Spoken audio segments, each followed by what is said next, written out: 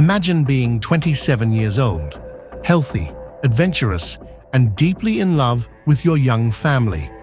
You have a wife who's about to give birth to your second child any day now, and a 13-month-old daughter waiting at home. You're excited to celebrate your birthday a little early by doing something you love, exploring a wild cave system with your brother and a group of close friends. That was John Edward Jones on November 24, 2009. Nutty Putty Cave, near Salt Lake City, Utah, was a popular spot for cavers. Not the wide tourist caverns with lights and paths, but a tight, twisting maze of narrow passages carved by ancient water. It was known for being challenging, but safe if you knew what you were doing. John had been caving since he was a kid. He was experienced. He was careful. The group of 6 entered the cave around 8 p.m. They split up to explore different sections.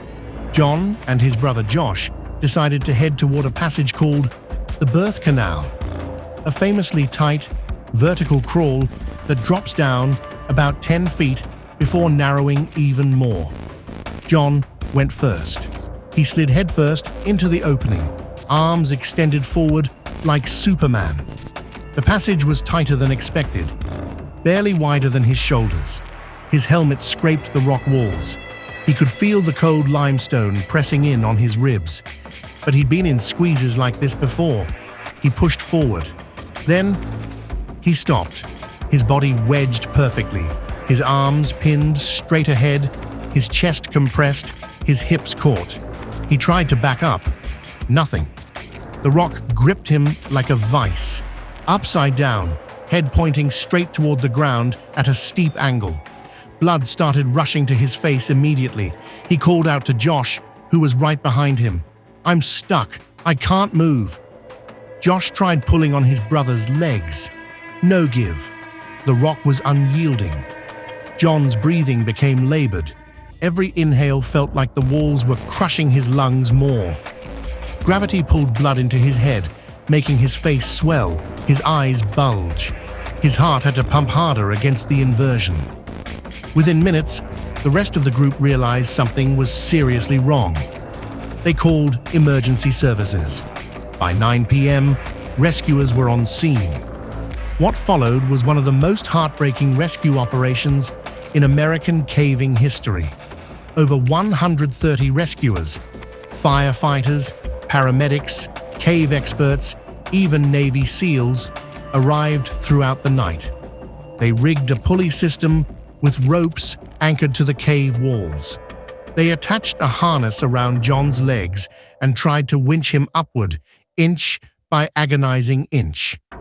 But every time they pulled, the rope system shifted the pressure. The rock pinched John's midsection tighter. At one point, they managed to lift him about a foot. Then the pulley failed. John dropped suddenly. The jolt tore through his body. He screamed in pain, a sound that echoed horribly through the narrow passage.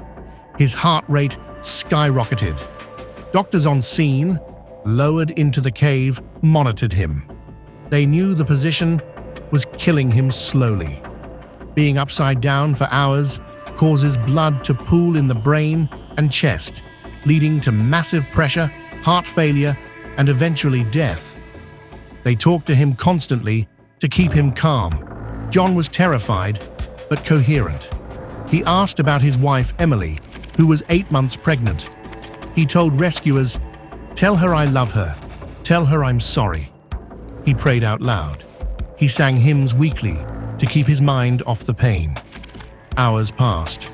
Midnight, 2 a.m., 4 a.m.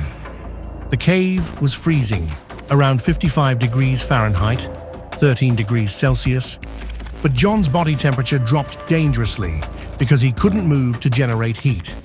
His arms, still pinned forward, went numb. His face turned purple. His eyes were bloodshot from the pressure. Around 11 hours in, the rescuers finally got a better rigging system. They thought they had him. They pulled, and for a moment, hope surged. John's body moved upward several inches, then disaster. The main anchor point, a bolt drilled into the soft limestone, failed. The entire system collapsed. John fell back down, harder this time. The impact ruptured something inside. He let out a guttural cry that rescuers later said they'd never forget. His heart went into arrhythmia almost immediately. Doctors tried to stabilize him with medication injected through an IV in his leg. Nothing worked. The inversion, the trauma, the exhaustion, it was too much. At 11:56 p.m.